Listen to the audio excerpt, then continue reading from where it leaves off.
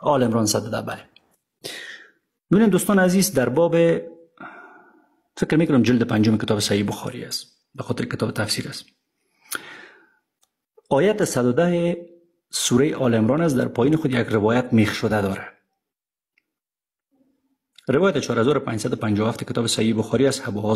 ابو حازم روایت است که ابو هریره در معنی این آیت گفت شما ببینید دوستان عزیز، بهترین امتی هستید که پایدار شده اید.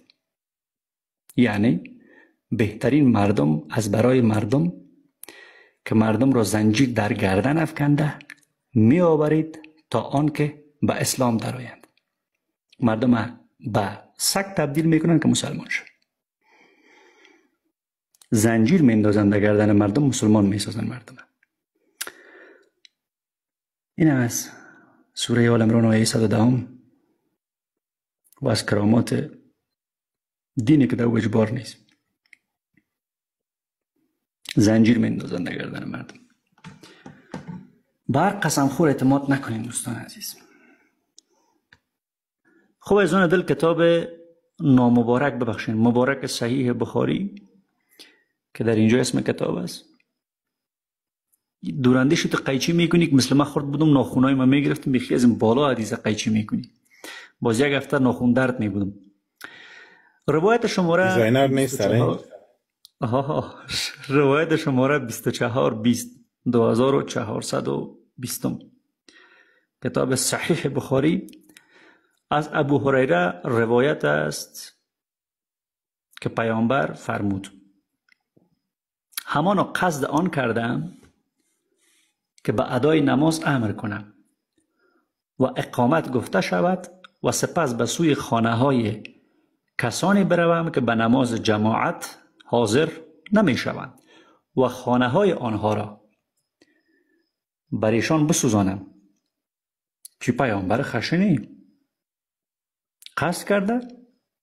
البته اینجا قصد دوستان عزیز، هدف از قصد آرزو نیست. هدف از قصد این نیست که این کار را نمی کنه، فقط قصد کرده. یعنی چی؟ یعنی به خودش وعده داده که کسایی اگر در نماز نیایند بره این پیامبر صلح و مهربانی به خاطر از اینکه در نماز جماعت حاضر نمیشن خانه هایشان را چی کنه؟ بر ایشان بسوزانه. حداقل طالب خوب بود، دوره میزد در دوره اولشان. من 4 ساله 5 ساله بچه بودم دوره اولشان. اما این محمد از طالبم که خشن بوده. طالبش خانه ای را به خاطر بینمازی آتش نزده بود، قصدم نکرده بود. اما اینجا پیامبر صلح و مهربانی، پیامبر دلها که میگن قصد کرده که خانه را به خاطر بینمازی آتش بزنه. سبحان الله و بحمدی. تشکر. این کتاب قرآن است. آیه 16 سوره فتح. سوره فتح سوره 48 قرآن آیه 16. متن عربیش برای نسل عمر اگر میخواستن بخونن، یعنی ملاها، چون نمیدونن قرآن را بعضی اوقات باز نمیکنن، میریم به ترجمه های فارسی. به اعراب بادیه نشین که از جنگ تخلف ورزیدن بگو. چی بگو؟ به زودی برای جنگ با مردم سخت نیرومند فراخوانده میشوید. ببینید دوستان عزیز، فراخوانده میشوید که با آنها بجنگید یا مسلمان شوند. این اسلام است. این نص صریح قرآن است. هیچ نیاز به مالکشی نداره، حدیث هم نیست.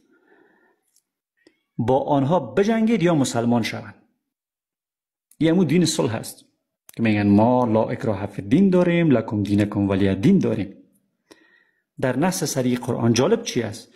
میدونید این مردم سخت نیرو و شجاع چی کسانی هستند؟ میریم به یک جایی که قوس آورده باشه، فکر میکنم قم شیبل، یا به زودی برای جنگ با قوم شجاع و نیرومند فارس، ایران امروزی و روم دعوت میشوید که با آنها یا جنگ و مبارزه کنید یا اینکه مسلمان شوند. ایرانی ها را به زور توسط این آیت قرآن اینا مسلمان ساختن. مردم ایران توسط این آیت اینا مسلمان ساختن. اون عمری که میگن ایران فتح کرد، انسان کشت، 700,000 انسان را این را کشتن در جنگ فارس و جنگ تازیان. 700,000 انسان کشته شد بر اساس یک آیه قرآن، سوره فتح آیه 16. میشنم.